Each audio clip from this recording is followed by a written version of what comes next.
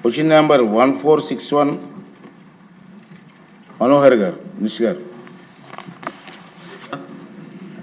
గౌరవ ఉప ముఖ్యమంత్రి గారి తరఫున ఈ ప్రశ్నకు సమాధానం ఇస్తున్నానండి.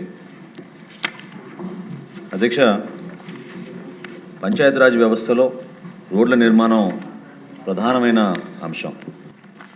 ప్రత్యేకంగా గౌరవ ఉప ముఖ్యమంత్రి గారు పంచాయతీరాజ్ శాఖ చేపట్టిన తర్వాత అనేక సంస్కరణలు, ప్రజలకు ఉపయోగపడే విధంగా కొత్త ఆలోచనలు, వాటితో పాటు గిరిజన ప్రాంతాల్లో అడవి తల్లి బాట అనేది ప్రత్యేకంగా ఆయన చేపట్టారు అధ్యక్ష.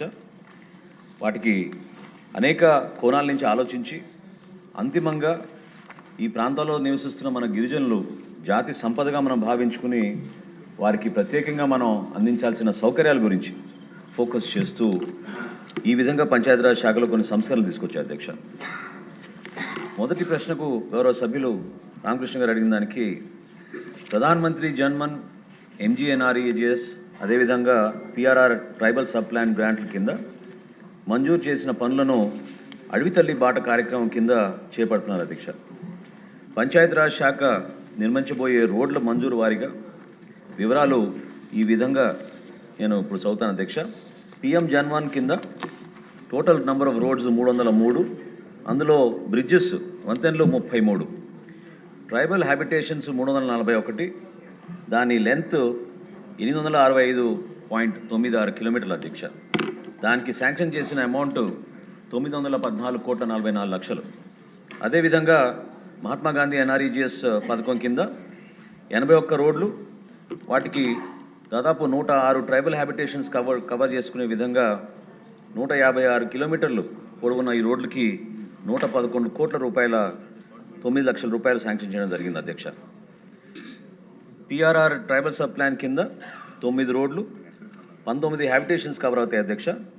దీని లెంత్ సుమారు 48.85 కిలోమీటర్లు. దీనికి శాంక్షన్ అయిన అమౌంట్ 49,73,00,000 అధ్యక్ష. వీటితో పాటు మీ ప్రశ్నకు సమాధానం అవునండి. 2020 నుండి జియో సడక్తో సవరింపు చేస్తూ పిఎంజిఎస్వై కింద ప్రతిపాదనలు మంజూరు చేస్తున్నారు అధ్యక్ష. వీటితో పాటు పిఎంజిఎస్వై 3 మరియు పిఎంజిఎస్వై జన్మన్ కింద ఉన్న అన్ని ప్రతిపాదనలను కేంద్ర ప్రభుత్వం జియో సడక్ ప్లాట్ఫామ్ అనేది ఒకటి వాళ్ళు రూపొందించారు అధ్యక్ష. అది ఉపయోగించి మాత్రమే మంజూరు చేసింది మరియు అన్ని గ్రామీణ రోడ్లను సవరింపు చేయడానికి రాష్ట్రాలకు పూర్తిగా యాక్సెస్ లేదు అధ్యక్ష. అంటే కేంద్ర ప్రభుత్వం రిలీజ్ చేసిన ఈ ప్లాట్ఫామ్ జియో సడక్ అనే ప్లాట్ఫామ్ రాష్ట్ర ప్రభుత్వాలకి పూర్తిగా ప్రాప్యత లేకపోవడం వల్ల మన పంచాయతీరాజ్ విభాగం మన రాష్ట్రంలో గ్రామీణ రోడ్లపైన వేగవంతమైన సవరింపు కోసం ఇలాంటి వెబ్ ఆధారిత జియో గ్రామీణ రోడ్ల నిర్వహణ వ్యవస్థ అంటే GRRMS పోర్టల్ను అభివృద్ధి చేసింది అధ్యక్ష. సి ప్రశ్నకు సమాధానం అవునండి.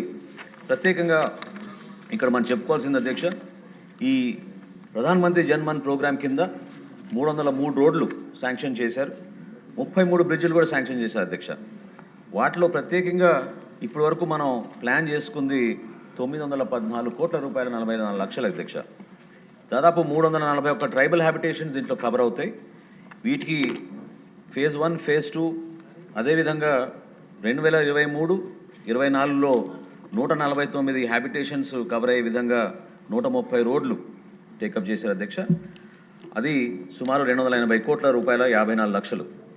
2024-25లో 90 హ్యాబిటేషన్స్ 76 రోడ్లు, వాటి పొడవు 297.18 కిలోమీటర్లు.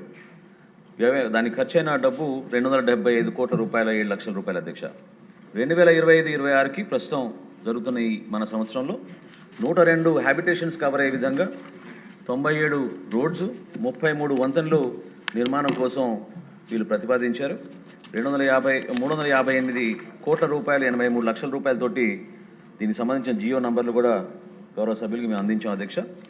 టోటల్గా మనం చూస్తే ఇప్పుడు వరకు మనం ఈ పిఎం జన్మన్ ప్రోగ్రాం కింద అదేవిధంగా మహాత్మా గాంధీ ఎన్ఆర్ఈజీఎస్ కింద ట్రైబల్ సబ్ ప్లాన్ కింద అడవి తల్లి బాట అనే కార్యక్రమం గౌరవ ఉప ముఖ్యమంత్రి గారు చేపట్టి ఆ ప్రాంతాల్లో ఎనలేని అభివృద్ధి తీసుకొచ్చి ప్రస్తుతానికి ఒక లక్ష్యంగా తీసుకుని 466 హ్యాబిటేషన్స్ కోసం 1077 కోట్ల రూపాయలు వారికి మంజూరై అక్కడ పనులు జరిగే విధంగా మన ప్రభుత్వం ప్రతిపాదించింది అధ్యక్ష.